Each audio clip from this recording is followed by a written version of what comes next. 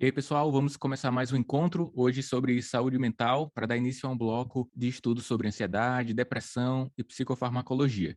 Especificamente, para abrir esse módulo, hoje eu vou comentar sobre saúde mental, não tenho convidados hoje, e vou falar um pouco acerca do transtorno de ansiedade generalizada. Então, quem acompanha ao vivo, vamos interagir, pode deixar sempre algum comentário no bate-papo ou abrir o microfone e a câmera. Quem acompanha a versão gravada, a continuidade de interação é possível através do fórum, na área de comentários aqui abaixo, beleza? Então, no que diz respeito à saúde mental da atenção primária, é importante que, já que vai ficar gravado de forma independente essa aula, eu me apresente, né? Então, sou Daniel Coriolano, sou médico de família, tenho mestrado em saúde da família com linha de pesquisa em educação e saúde, e no que diz respeito à saúde mental, além de ter tido experiência durante a residência médica, fui preceptor na época em que eu fui professor da graduação de medicina, preceptor não, professor da graduação de medicina, tínhamos um ambulatório na atenção primária para atender especificamente os casos direcionados pelas equipes de saúde mental. Então, por 2 anos tivemos esse ambulatório, mas já não faço mais parte do time de professores da graduação, só aqui na pós-graduação. E durante o período de experiência da atenção primária, assim como vocês que estão aqui presentes, né, acaba que há uma pressão assistencial para o desenvolvimento nessa área do conhecimento médico, saúde mental. Vocês devem ter tido experiências bem similares a que eu tive atendendo essas pessoas. No ambulatório lá, comentando um pouquinho inicialmente sobre a parte prática, né, para a gente ter um entendimento ampliado sobre saúde mental, tinha pacientes com ansiedade, depressão, que é a maior parte, segundo a literatura, era a maior parte também no ambulatório, mas também outras queixas que algumas pessoas podem não entender como dentro do âmbito da saúde mental, e se você organiza a sua equipe, a sua agenda para abraçar pessoas com essas queixas, pense também de forma ampliada sobre os elementos que eu vou citar aqui. Então, pacientes que utilizam drogas, pacientes que utilizam bebidas alcoólicas, tabagistas, pacientes com estresse no grupo, com um grupo familiar estressante, né? Em que você às vezes atende o pai, depois atende a mãe, depois os filhos, e você enxerga alguma correlação entre as queixas apresentadas, você consegue identificar algum fator desencadeante. Então, isso contempla também aspectos de saúde mental. E você pode ter esse entendimento ampliado. Você pode entender a queixa mental como repercussão individual e única dentro daquele grupo familiar, ou pode enxergar aquilo de forma ampliada e familiar. E ainda digo mais, você ainda pode enxergar a queixa mental como um aspecto da comunidade. Eu já relatei aqui em outro momento, né, que durante os períodos de maior crise de violência na unidade onde eu realizei residência médica, havia uma demanda maior por psicofármacos, especialmente os benzodiazepínicos. Será que acontece algo similar a você? Em um período em que no dia anterior aconteceu um crime no bairro, em que algum fato relevante de violência com alguém conhecido da área, que alguém conhecido da área foi acometido por ou morte ou uma forte agressão, se isso repercute no volume de assistência da sua unidade, especificamente aumentando a pressão assistencial para queixas em saúde mental. Acontece com você também? Já aconteceu alguma experiência? Para mim, era muito claro essa correlação. Mas lembre-se que a correlação não explica tudo, né? Que você pensa sobre a interrelação entre saúde mental e os fatores ambientais? Coloca aqui que você está acompanhando ao vivo.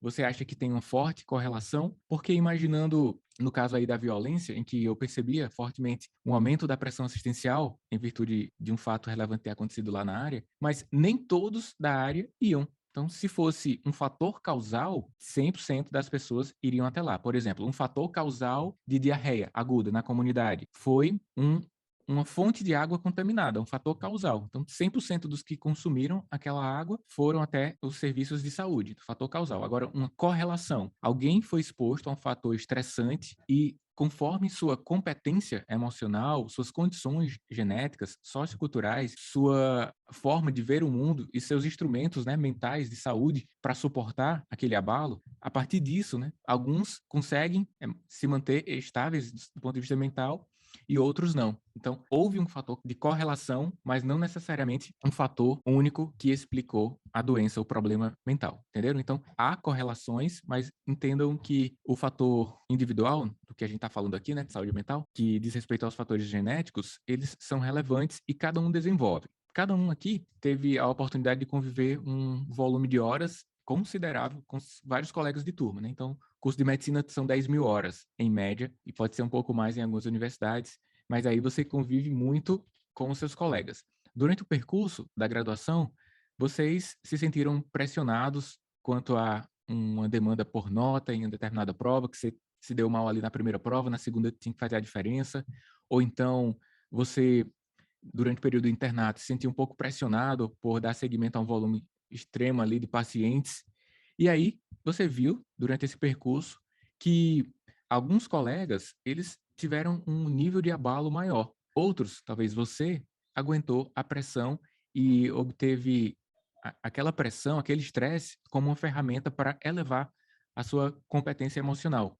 Então, isso diz respeito a fatores genéticos e aos fatores ambientais com os quais você conviveu desde a infância. Então, há uma correlação fortíssima entre como foi a sua convivência, as suas experiências na infância, para que, numa idade adulta, sobretudo após os 24 anos, houvesse algum diagnóstico em saúde mental. O Vitor, que está aqui no ao vivo, comenta o seguinte: como origem multifatorial, nós temos diferentes respostas na população aos estressores da área. Beleza, Vitor, muito bom. E sempre quando a gente comenta sobre saúde mental, a gente lembra logo de violência, né, no nosso contexto. Mas complementando, né, essa correlação que existe com os fatores ambientais e genéticos, e que foram desenvolvidos por toda a vida, sobretudo na infância, eles podem culminar, né, já que é um fator influenciador, em alguma condição de diagnóstico. Então, 75% das pessoas que obtiveram diagnósticos em saúde mental, e nas duas principais, que são depressão e ansiedade, eles tiveram manifestações, por singelas que sejam, antes dos 24 anos. E, segundo alguns estudos, os dados não são precisos quanto a isso, né? É difícil demais fazer esse diagnóstico anterior, mas antes dos 13 anos já havia alguma inclinação ali, alguma indicação, mesmo que ainda não tenha tido, na ocasião lá, abaixo dos 13 anos, motivação para atendimento médico, mas já houve alguma manifestação de sofrimento, de certa incompetência emocional em alguma situação de vida. Então, isso diz muito respeito sobre os fatores ambientais de infância.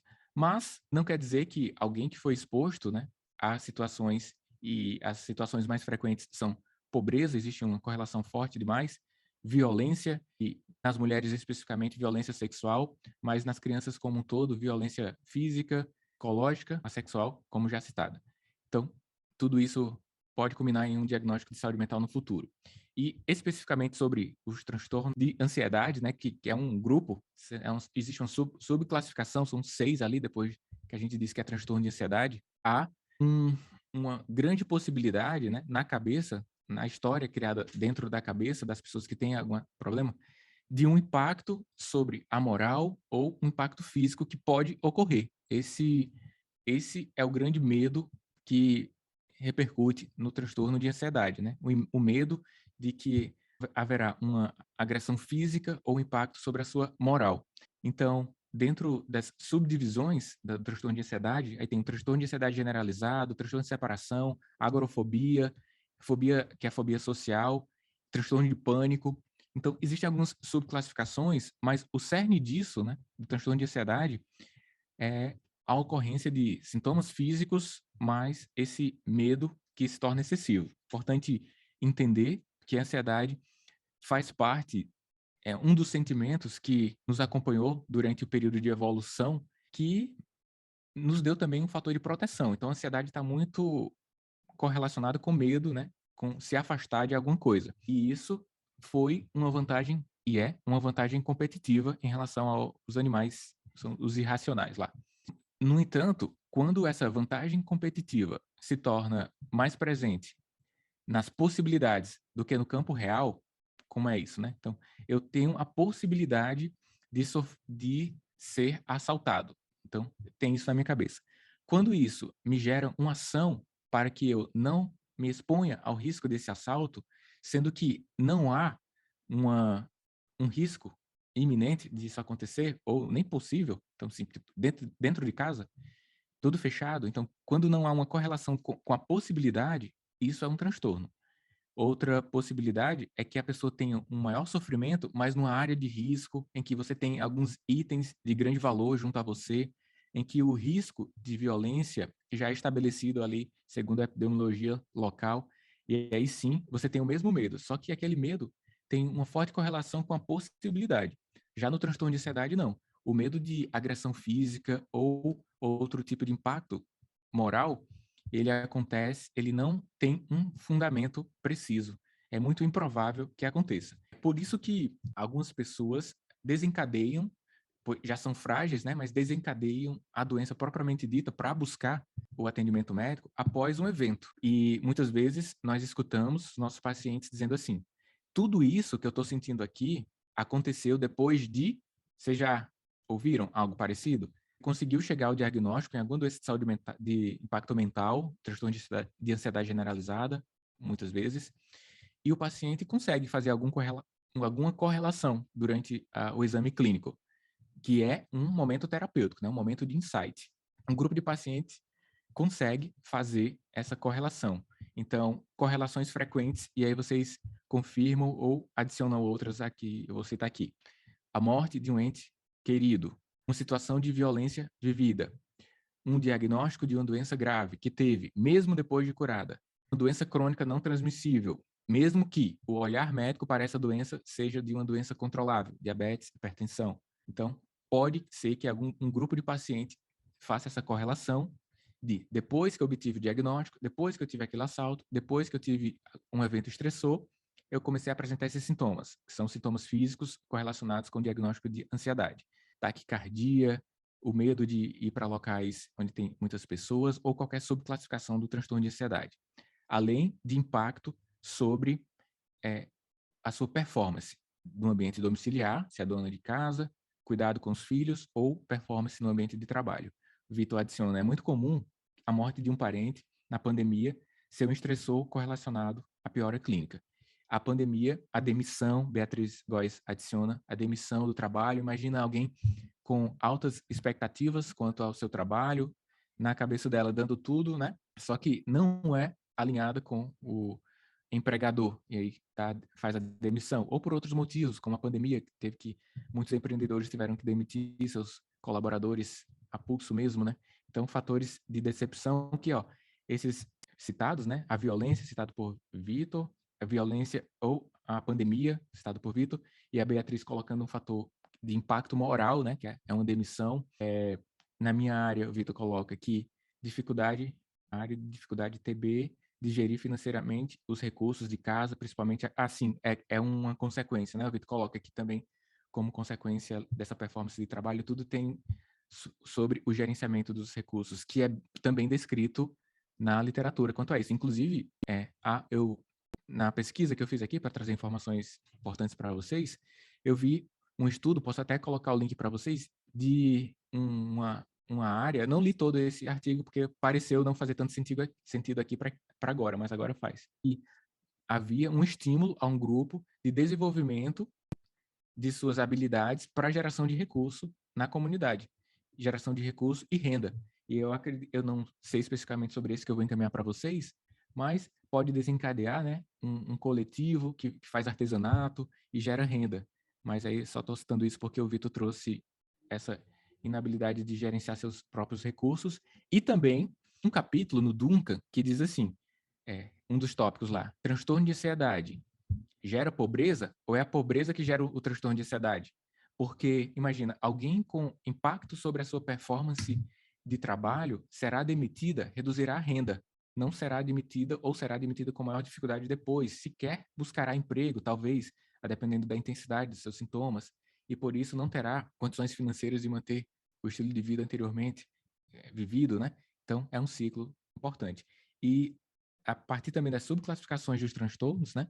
Por exemplo, se utiliza álcool e outras drogas, aí é que não consegue mesmo gerenciar os seus recursos, pois ele será direcionado para o consumo, para a compra dessas drogas, né? Mas aí eu estava falando uma coisa até interessante e perdi aqui a ideia. Um fator importante aqui nos transtornos mentais para o contexto prático é sobre a lacuna de tratamento. Então, eu falei que 75% das pessoas já manifestavam algo antes dos 24 ou antes dos 13 anos para que, no futuro, na vida adulta, já obtivesse um diagnóstico. E, durante todo esse período, podemos citar que essas pessoas estiveram em um gap, em uma lacuna de não tratamento. É o que a literatura chama de treatment gap, né? Que é a lacuna de tratamento para a doença. Isso diz respeito à dificuldade de acesso e dificuldade de diagnóstico. E a subclassificação aí do dificuldade de diagnóstico inclui nós também. Pode incluir o paciente por não considerar aquelas queixas iniciais como importantes para busca de assistência em saúde, quanto alguns pacientes até procuram encontra profissionais incompetentes para receber aquelas queixas precoces como importantes e passíveis de condutas médicas, até mesmo prescritivas farmacologicamente falando. Então, essa lacuna de tratamento é quantas pessoas ficam de fora e precisavam de tratamento. Por exemplo, a gente costuma falar que 50% das pessoas com diabetes não sabem dos seus diagnósticos, né? Então, existe essa lacuna de tratamento. 50% das pessoas precisariam de tratamento, só que não estão tratando. E na saúde mental, de tão importante que é essa lacuna de tratamento, tem um nome específico para ela, que é a lacuna de tratamento mental. Então, se você se deparar com esse termo, tem lá, lacuna de tratamento mental. Não é nem lacuna de tratamento em saúde mental. E já existem algumas estatísticas específicas, que aí, por exemplo, a maior dentro de saúde mental é para alcoolismo. Então, a sociedade não entende, a sociedade, então, pacientes, médicos, profissionais de saúde, como um todo, não entende bem, massivamente, que o alcoolismo é uma doença ou uma condição mental que demanda assistência e saúde e condutas específicas. 75% é a lacuna de tratamento para problemas relacionados ao abuso do álcool. Aí, em transtorno de ansiedade generalizada, 63%. É uma lacuna importante. Quando você pensa nessa lacuna, você deveria pensar no volume de pacientes que você tem. Será que você, enquanto equipe, né, contribui fortemente para que haja manutenção dessa lacuna de tratamento? E a resposta, na maior parte dos casos, é que sim. Na atenção primária, eu estou falando. Aí, a próxima pergunta é: quais as ações, e eu gostaria que vocês respondessem mesmo aqui, que vocês acreditam que são efetivas para reduzir a lacuna de tratamento dos diagnósticos em saúde mental? Especificamente aqui, a gente pode trazer sobre transtorno de ansiedade. Então, coloca aqui na área de comentário. O que você pode fazer hoje, ou que já faz, para reduzir a lacuna de tratamento do transtorno de ansiedade generalizada? Aí essa eu gostaria que participassem mesmo, hein? Coloca aí na área de comentários. Ou, quem não puder digitar, abre o microfone e fala aí. O que vocês poderiam fazer ou fazem para reduzir a lacuna de tratamento?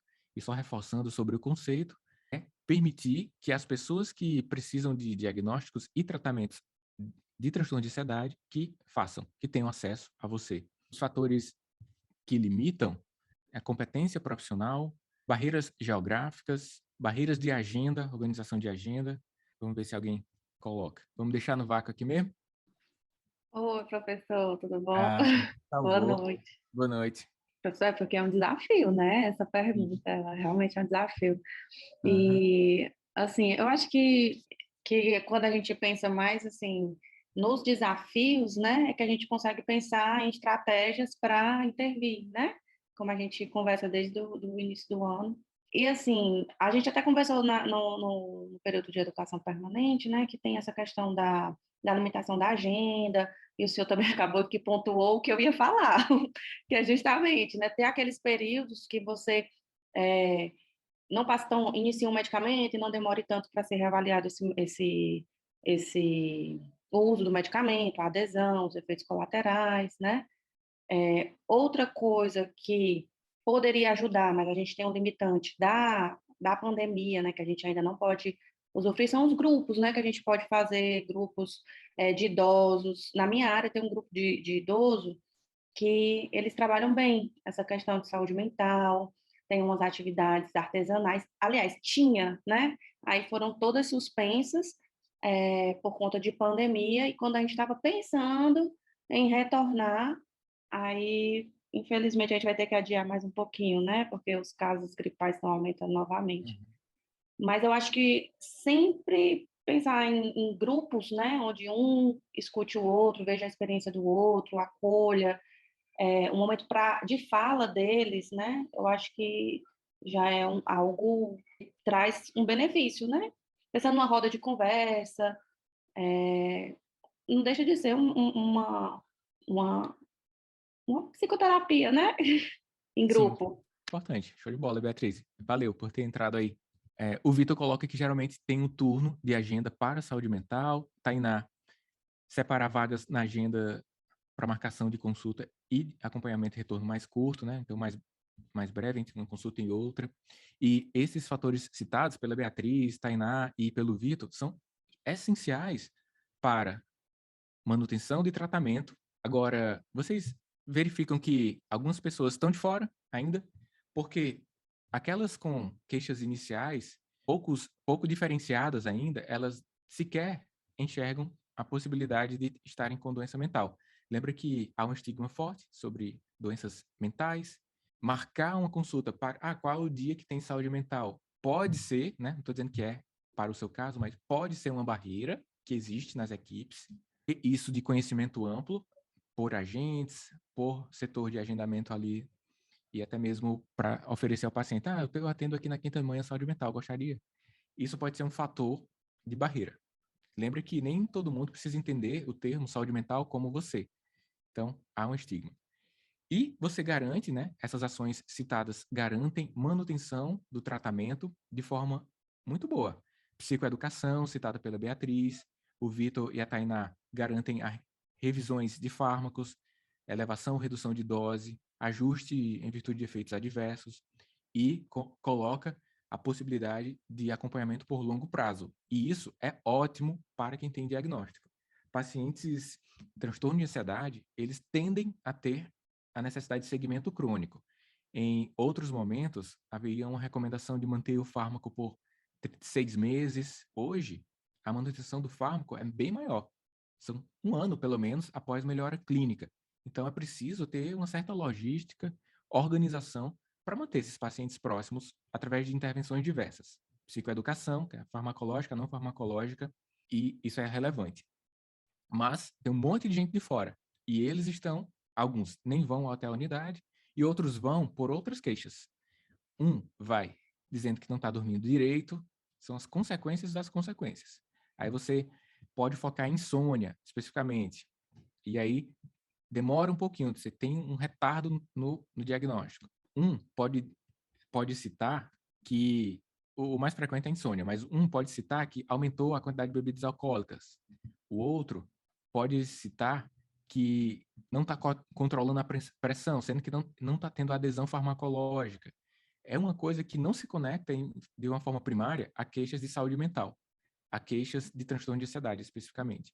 Então, algo que já tem evidência, na literatura mostra que são ações efetivas, são intervenções com perguntas simples para o público que não tem queixa de saúde mental. Então, no dia que você tem lá puericultura, já pensou em conversar com a mãe um pouco sobre isso?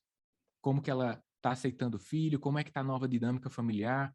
Convida o marido para ir. Eu sei que vocês já fazem isso, vocês só não citaram aqui. Quando está lá no momento de diagnóstico ou mesmo de acompanhamento dos hipertensos, dos diabéticos, 30 segundos com uma pergunta, como que está a qualidade de sono, para ver se desencadeia alguma resposta interessante, como é que está em casa, tem muito estresse, perguntas que conectam o entendimento, o seu entendimento sobre a situação emocional do paciente, você reduz a lacuna de tratamento.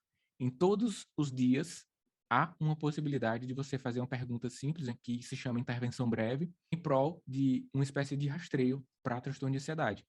Nos pacientes da puericultura, famílias, pré-natal, hipertensos e diabéticos, idosos, até mesmo se você tem uma conexão forte de ação em equipe, solicitar que o pessoal da vacina, naquela conversa informal que muitas vezes tem, os agentes comunitários ou outros entes que atuam na estratégia de saúde da família, que possam buscar um certo entendimento das emoções das pessoas e, quando houver algum sinal amarelo, que encaminhe para você. Isso reduz a lacuna de tratamento.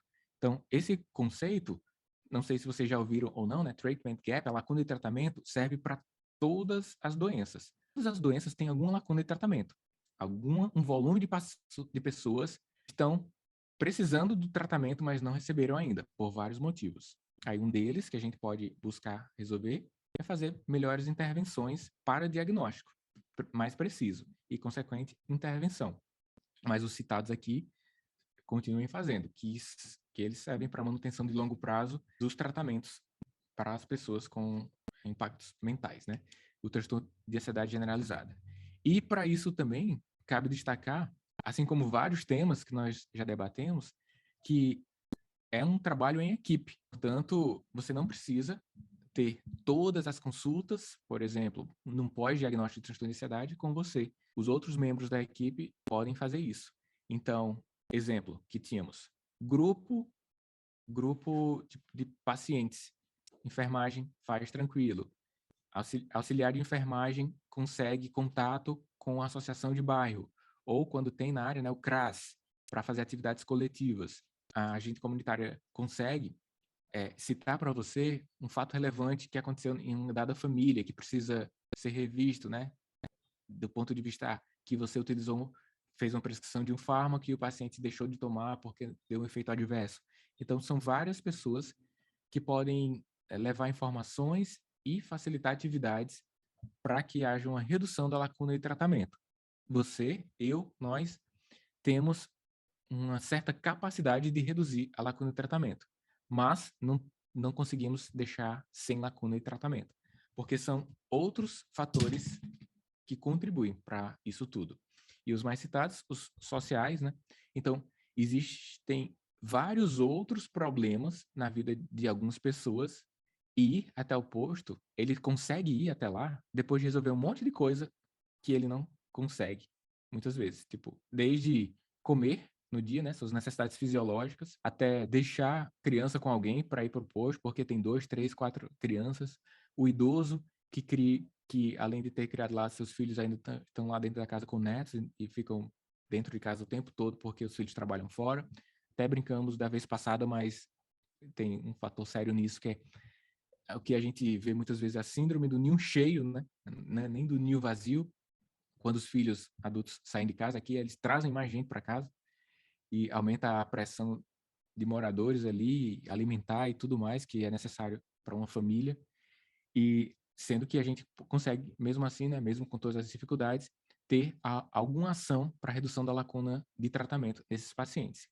Então, vocês acreditam, mais uma vez para essa interação, que ao elevar a atenção para o tratamento, diagnósticos e tratamentos de pessoas com hiper ou hipertireoidismo, hipertensão e diabetes, vou citar só essas três, quando vocês aumentam a atenção e de forma consciente a qualidade da assistência para essas pessoas, vocês acham que reduzem a lacuna de tratamento? Vocês melhoram as condições mentais dessas pessoas que eventualmente têm essas três doenças e também transtorno de ansiedade? Você tem um paciente com diabetes e transtorno de ansiedade generalizada.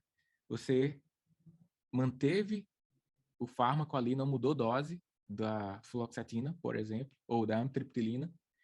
Você manteve a dose, só que você teve mais rigor no controle glicêmico. Você acha que, ao ter um olhar direcionado para diabetes, nem para ansiedade, você melhorou a lacuna de tratamento? E até mesmo se ele deixar de tomar fluoxetina, melhorando a atenção para o tratamento da hiperglicemia, melhora a lacuna de tratamento? É um pouquinho complexo, né? Então, vou responder que sim. Uma forte correlação também, fora os determinantes de saúde, os fatores ambientais, socioeconômicos já citados, de estabilidade de doenças crônicas com a ocorrência de problemas mentais, transtorno, e especificamente, né, já estamos falando sobre isso, não vou ficar falando de forma genérica, não. Especificamente, transtorno de ansiedade generalizada. Se você tem um paciente com hemoglobina glicada 9, 9,5, 10, ele tem algumas queixas imprecisas, talvez ali sejam os primeiros passos para um possível diagnóstico de transtorno mental. O paciente tem queixas imprecisas, é aquele que tem o lábio dormente, o pé dormente, começou a dor na orelha, que encaminha para o dedo esquerdo do pé, que é aquela coisa bem precisa, associada à hiperutilização da unidade, seja eventualmente causando até um certo estresse, porque você prescreveu alguns remédios, dentre eles a dipirona, não tem a dipirona, ele vai todo dia pegar a dipirona, ele não está com dor de cabeça, mas ele tem dor de cabeça pelo estresse que causa ali na unidade, porque ele quer, aquele distúrbio de glicemia faz com que haja um abalo mental. Então, há uma correlação mesmo das alterações de doenças crônicas com a manutenção e o desencadear de queixas associadas a transtorno de ansiedade generalizada. Se você consegue, esse paciente que estava lá com glicemia, hemoglobina glicada de 10, implementar, mesmo que seja uma insulina por um curto período, pois ele não aceita utilizar de forma crônica. Então, você faz bedtime, usa outros hipoglicemiantes.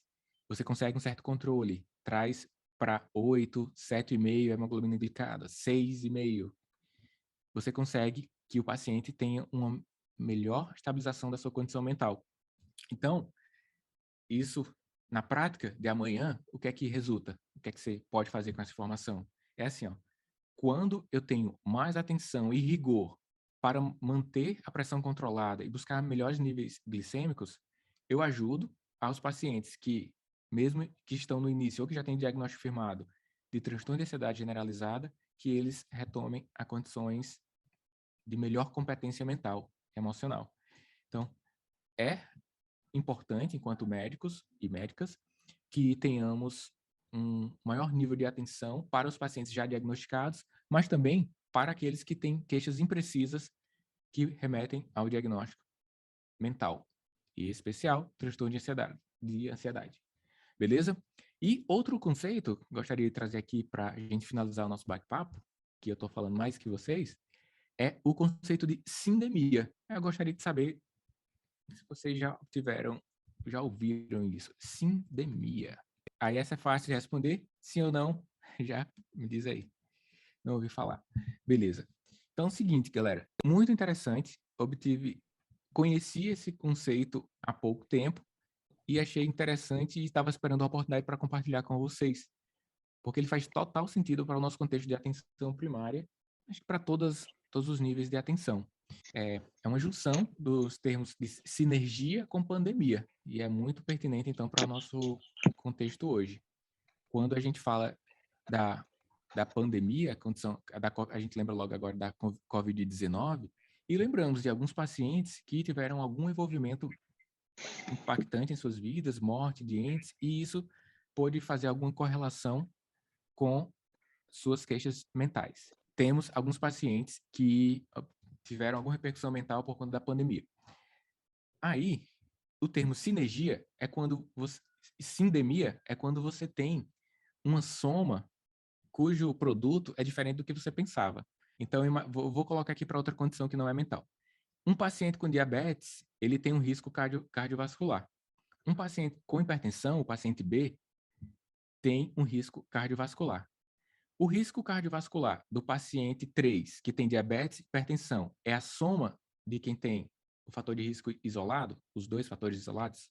A resposta é não, é bem pior. Então, se você coloca um paciente que tem diabetes e tem mais ou menos 10 anos depois do diagnóstico, ou pelo menos 10 anos depois de que teve a doença, porque a gente diagnostica muitos anos que ele estava lá assintomático, né? Mas se você tem 10 anos depois alguma lesão vascular, se você tem diabetes e hipertensão nesse paciente, é bem antes. Então, não é 5 anos. Tirou 5 da hipertensão, tirou 5 da diabetes, não, pode ser 3 anos, 2 anos. Então, o risco é depender também do nível pressórico, né? O risco, ele, quando se soma, ele se multiplica, o resultado é multiplicado. Então, voltando para aqui, quando você tem duas condições de caráter pandêmico, né, ou epidêmico, que é a doença, vamos colocar aqui, obesidade, a hipertensão, a diabetes, quando você tem duas doenças que se somam, elas pioram demais enquanto fatores de risco, né, entendendo a doença como fator de risco. Então, se você tem um, um paciente que utiliza bebidas alcoólicas, tem transtorno de ansiedade generalizada e diabetes, isso é uma sindemia. Você pode encarar isso como uma sindemia. Para além do conceito, o que isso repercute na sua prática? É que você vai ver uma bomba relógio na sua frente. Então, com isso, deve ter mais argumentos para sensibilizar os pacientes sobre as resultantes dessa soma. Então, a sindemia é a soma das palavras epidemia com sinergia. Então, quando há sinergia, o resultado é muito pior do que os fatores de riscos analisados isoladamente. Então, sindemia é algo que, caso vocês queiram se aprofundar no entendimento, Eu também vou deixar um link como recomendação de leitura para aqui, mas de forma superficial, bem superficial, esse termo significa isso. E na saúde mental se aplica totalmente. Encarando a Covid-19 como uma sindemia, como podemos analisar. Vocês entendem que alguém com condições socioeconômicas deficitárias, condições de acesso aos itens de fisiologia, né, que é alimentação, moradia, que é o teto, e água, alimentação, hidratação, alguém com restrição para isso. Vocês entendem que não é a mesma pandemia de quem tem acesso a tudo isso? Não é que estamos todos juntos nessa, né? Não estamos. Há uma sindemia para um determinado segmento da população. Para outro, há a pandemia, cujo principal fator de impacto é a infecção, é o contágio pelo vírus. Para outra, o contágio de um vírus em alguém com desnutrição, condições sanitárias com deficiência e condições financeiras também deficitárias é outra pandemia. Então, para ele, essa sindemia está associada com maior morte, né? No caso aqui da Covid-19. Então, mais estudos precisam ser feitos para fazer essas correlações aqui com a Covid-19. Mas para outras doenças, isso está bem estabelecido, sindemias, certo? Então, pessoal, para os próximos encontros, vamos avançar no entendimento de tudo sobre saúde mental.